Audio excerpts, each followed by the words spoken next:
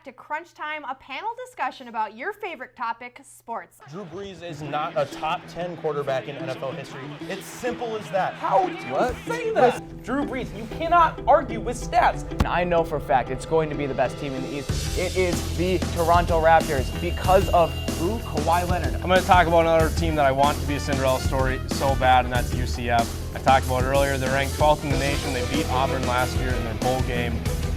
It's Crunch Time.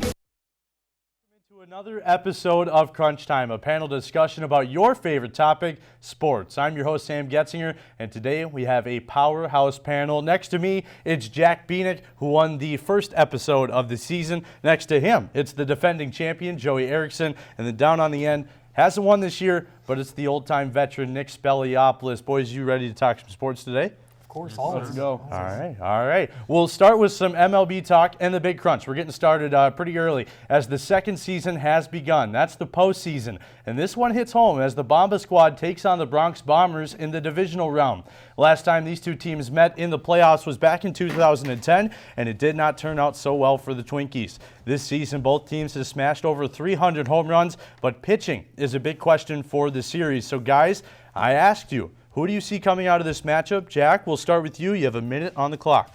Well, honestly, for this one, throw the stats throughout the season out the window. These teams were dead even throughout the season. The Yankees have the edge solely because Yankee Stadium, one of the, if not the toughest place to play in all of baseball, especially pitching. It's very hard to pitch there. The Twins do not have experience, with the exception of Romo, who won the World Series with the Giants in 2010, 2012, and 2014. They have no playoff experience. I would not trust Zach Littell, Fernando Romero, Ryan Harper, Tyler Duffy, whoever they throw out there in the 6th, 7th, 8th inning to go out there and get me 3 outs against the lineup that scored the most runs in all of baseball this season. I'm sorry, Minnesota, but this is going to be too tall of a task. All right, Jack, I'm going to cut you off here. Joey, we'll go over to you. Yeah, and this one, I really like the Twins, honestly, and it's kind of the same point Jack was making, but I'm actually giving the bullpen edge to the Twins because, the Yankees are without their best bullpen guy in Betances. He is injured right now with an Achilles tear, and the one thing that the Yankees struggle with in their bullpen is walks. They've walked 267 batters to the Twins 185, and in the playoffs, walks are going to lead to runs, and the Twins will make them pay with that lineup they have, and that's why I'm giving the Twins a little bit of edge in the bullpen in this series. Nick, what do you think? I have to go with the Twins, and I agree that the bullpen for the Twins does have some questions, but there are parts about it that make Twins fans confident in their bullpen. You've got Trevor May, Taylor Rogers, and Tyler Duffy, just to name a few. I mean, they're not like big names like Betances or Chapman to win you games when you know that they go in like it's a for sure thing. But the reason why I'm picking Minnesota is because that they hit left-handers really well, and the Yankees are sending James Paxton, a lefty, on to the mound game one. Crone, Cruz, Sano, and Garver all have over 1,000 OPSs against lefties. And I think the Twins have a home field advantage. Even though they have fewer games at home, it's more of an advantage for the Twins to be playing at Target Field because they can also hit bombs inside of Yankee Stadium. I just have one thing to say to you, Joey. You said the Yankees have had their struggles in the bullpen. I don't disagree with you. They've had their ups and downs throughout the season.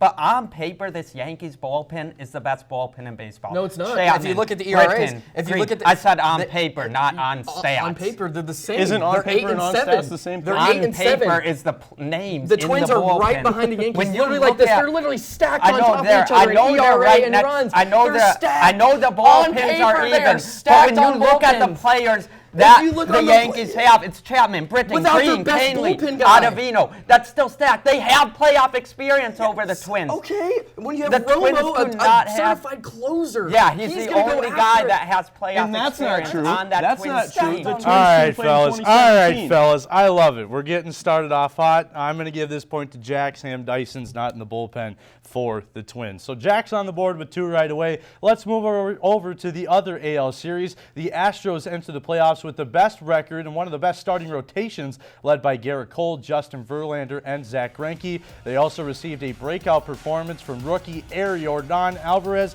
But let's not forget about Tampa Bay, the Rays, who come into the series just knocking out the A's in the wild card game. So guys, can the Rays keep it going, or is it just too much with the Astros firepower? Joey, you're up. Well, I'm taking the Rays in this one. I know it's surprising, but I have to take the Rays. And the only reason why is because for some odd reason, they play better on the road than they do at home. And I think it's because when they're on the road, they're playing in front of people, because people in Tampa Bay obviously don't know they have a team, because they just won 96 games and they're fantastic on the road, and they have a very good record above teams that are 500. And I think they're going to give the Astros a little bit of run for their money.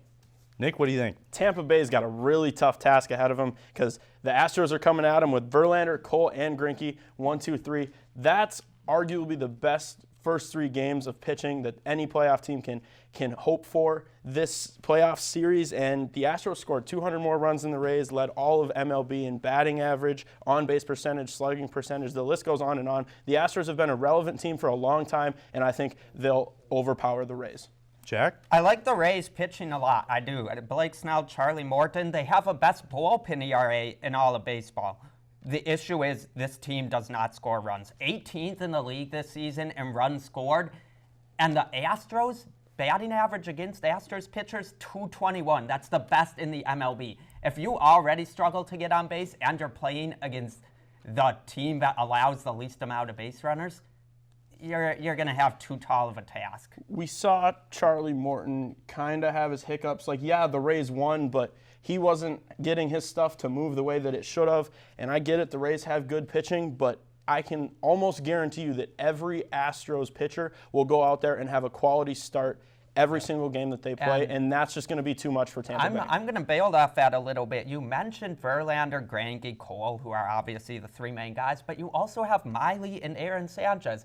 Those are 2 serviceable guys. I don't see them starting. I see them being used in long relief roles because Verlander, if he pitches game 1, he'll go out there and be able to play. Hey, good topics there. I'm going to give this one to Joey. Don't sleep on the Rays. I thought their bats looked pretty good in the wild card game.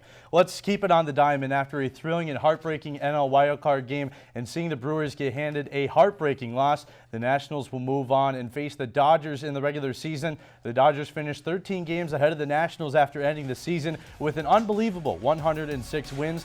The Nationals came back in the wild card after being down 3 runs thanks to a Juan Soto 3-run base knock. Guys, is this the Nats' year to flush the playoff demons out, or will the dominant Dodgers take the series? Nick, we'll start with you. What do you think? I have to go with the dominant Dodgers. The toughest thing that the Nationals are going to have to face is they were forced to throw Strasburg and Scherzer in the wild card game. That means they're not going to be able to go until games 2 and game 3, and then you're throwing Strasburg in game 2. It's just tough. The Dodgers have been in the playoffs every single year since 2013, and there's not a reason why they can't make it to the World Series or maybe even win the World Series this year. Their starters have the best ERA in all of Major League Baseball, and walks and hits per inning too, ERA 3.39. Nick, I'm going to cut you off. We'll go over to Jack. So Scherzer won't be available. Strasburg might. He only threw 34 pitches, so he might be available in game 1, but I do agree. The Dodgers are far too strong. And here's the thing with the Dodgers. Their weak spot, what most people are saying, is their bullpen, but their bullpen ERA is number 4 in the MLB. If that's your weak spot, you're a good team.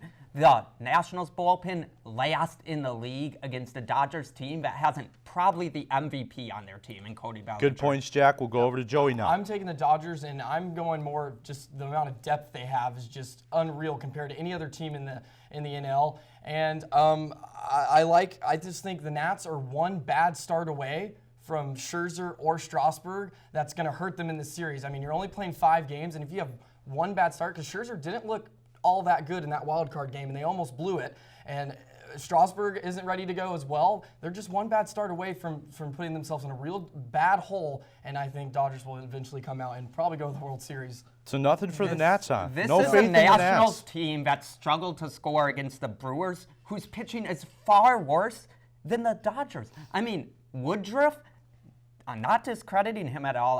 I'm pretty sure, if I'm not mistaken, he made the All-Star game this season. but he's not a Cy Young winner.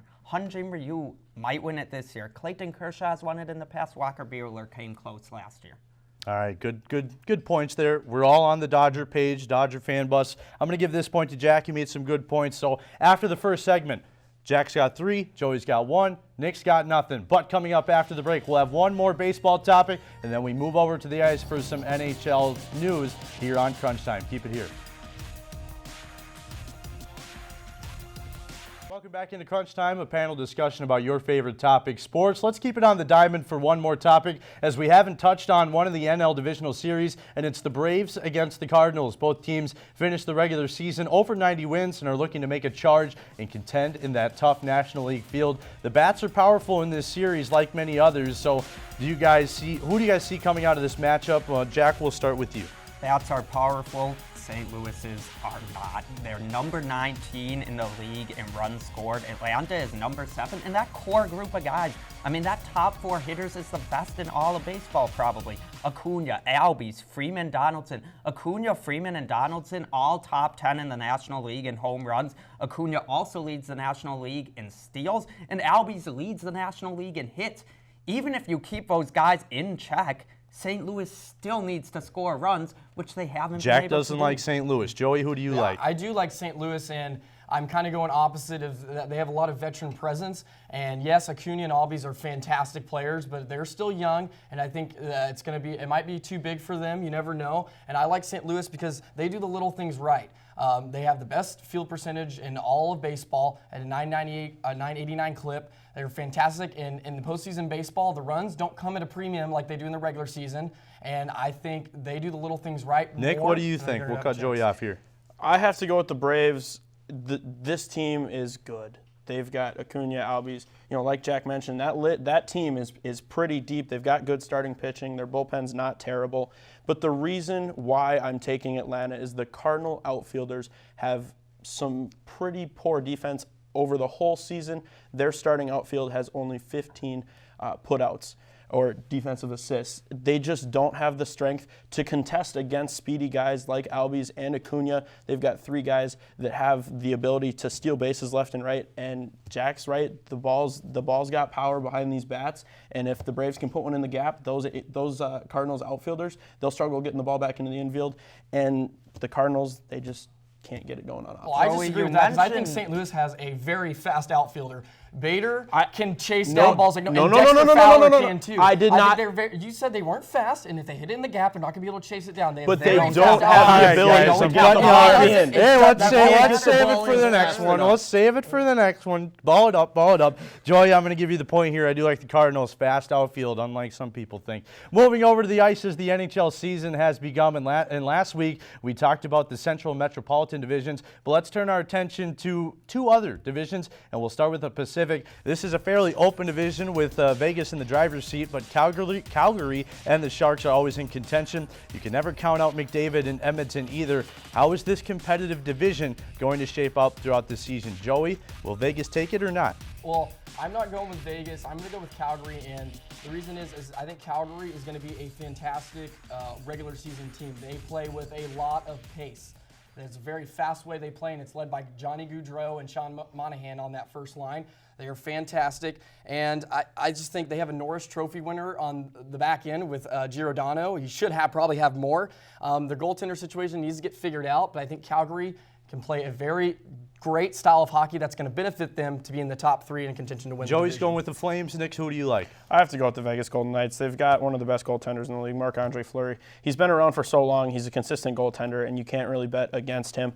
They are arguably that strongest team in the division. As you look at it as a whole, they've got one of the top 6 best forwards in the league. They've got Marchessault to just kind of quarterback it all. They've got a good offense. They've got a sound defense. Their goaltender is solid in net, and they had a huge free agent addition in Mark Stone. The subtractions for the Golden Knights in Nick, the I'm going to cut you off here. We're going to give Jack a chance. I actually also disagree with both of you. I like the Sharks personally. I mean, Carlson and Burns, 2 very good defensemen. Their top 6 forwards, led by Evander Kane, Logan Couture, and Thomas Hertl, are all really good. They were tied for number 2 in the league in goals per game last season, and also were very close to the Stanley Cup, and they'll be looking to get back there again.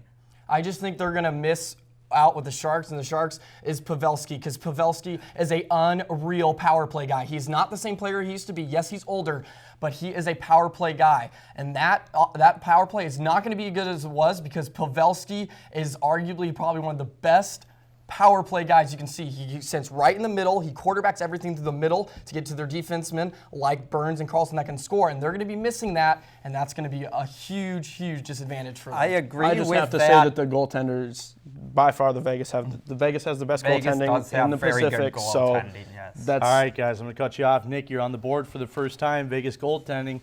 They'll get it done. Now over to the other coast for the Atlantic Division, as last year the Lightning lit it up with 62 wins, but choked in the postseason, getting swept by Columbus. But defending Eastern Conference champion Boston as well is in that mix. Toronto, they are filled with talent and could make a big impact this season. Austin Matthews, he had 2 goals in the season opener. But Florida could be a big sleeper with new goaltender Sergei Bobrovsky. Nick, how do you see this division shaping up?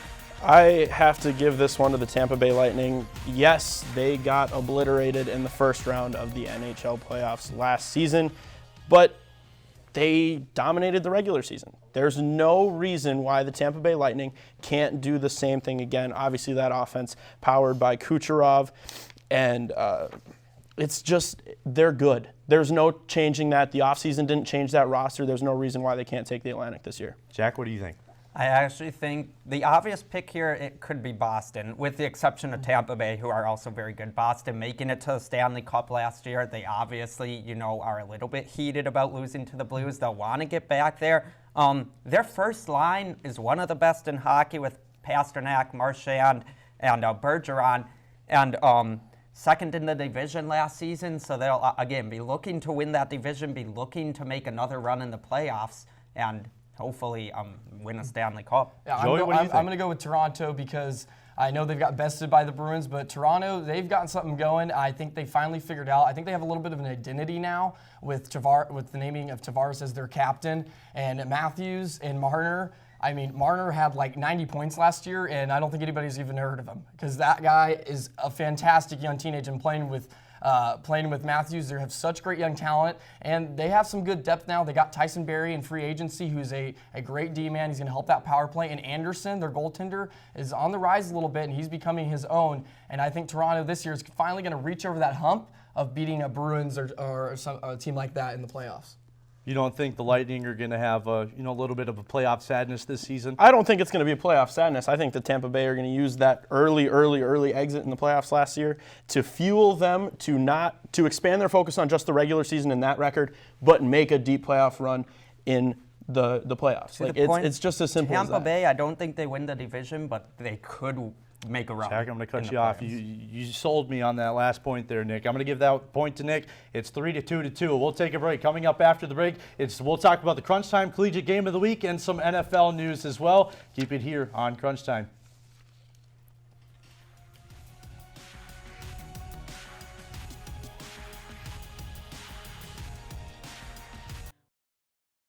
Back into Crunch Time. We have a barn burner right here. It's 3-2 in our final couple of topics. And let's turn our attention to something new on the show, and that's the Crunch Time Collegiate Game of the Week. And this week, it's a battle of the undefeated, as the number 7 ranked Auburn traveled to the Swamp to take on number 10 ranked Florida in a classic SEC matchup. Both teams had a scary start to the season, but are looking to bounce back and potentially make a playoff push. Jack, we'll start with you. Who do you see taking this matchup? Here's the thing with Auburn. Bo Nix is very good. He had a big win against Oregon. He played well against Texas A&M, played well against Mississippi State, but he's a freshman. You're going into the Swamp, one of the toughest places to play in all of college football. This is going to be the toughest environment he's played in his college career. I expect Florida to bring a lot of pressure, show a lot of blitz packages, and put the pressure on Bo Nix. I don't see Bo Nix being able to handle that. It's just going to be too much pressure for the young freshman. So you're with the Gators, it sounds like. Joey, what do you think? Well, you mentioned Bo Nix went to A&M and won, and A&M, Kyle Field is one of the most tough places to play last year. A&M went to Gainesville the year before that, and they took down the Gators. And I don't care if Bo Nix is a freshman, but Bo Nix got the Tigers on the move. I'm telling you that right now. He came off his best game last week.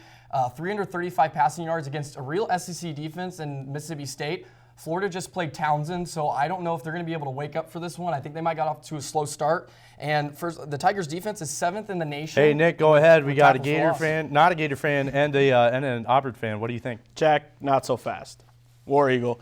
Bo Nix, yes, he's just a true freshman, but he's had the games that have slowly ramped him up to this point to go into the swamp and take on a team like the Florida Gators. Keep in mind, Florida barely escaped Miami in week 1, and Bo Nix has thrown for 200 more yards, 2 more touchdowns, and 1 less interception than the quarterback across the field for the Gators. The Tigers score more points than Florida. Florida they don't have the running game that Auburn does. Auburn is just, as a whole, the 22 starters on this team, they're deeper than Florida. I get that it's an away game for Auburn, but like I said, they've had that experience in the season to get themselves to an environment like the swamp. Auburn comes out on top. I don't think it relies only on I don't think it only relies on Bo Nix because they average 5 yards on the ground, and their defense is 7th in the nation with 45 tackles for a loss. Dan Mullen is not afraid to bring pressure. Bo Nix is going to have to pass at one point. All right, guys, I'm going to cut you off. We'll give this point over to Jack.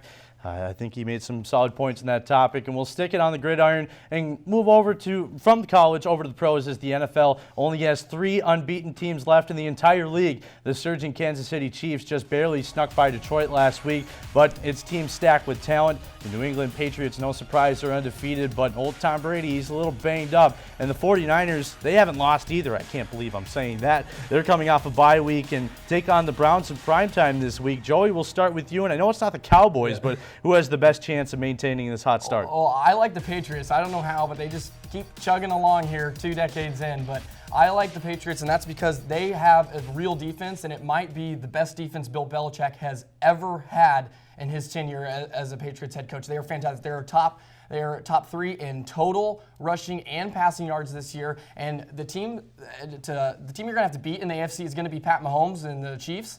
And I think that defense I would put money on them, would be the ones to try to slow him down at least. I wouldn't think anybody else. Nick, what do you think? I still can't believe that you're saying the Patriots. The Patriots have had the easiest beginning of their season in a long, long time. They don't play for September, Nick. They play for the Super Bowl. It doesn't matter who they're playing in September. They do not care. Okay, congrats. They play for the Super Bowl. You play 4 garbage teams and you're the undefeated. Super I'm Bowl. going to Dolphins go and with the the Jets. 49ers They play the because Super Jimmy Garoppolo missed a lot of time last season. He's back. He's healthy. George Kittle really coming onto the scene as one of the top tight ends in the league. He's gone under the radar.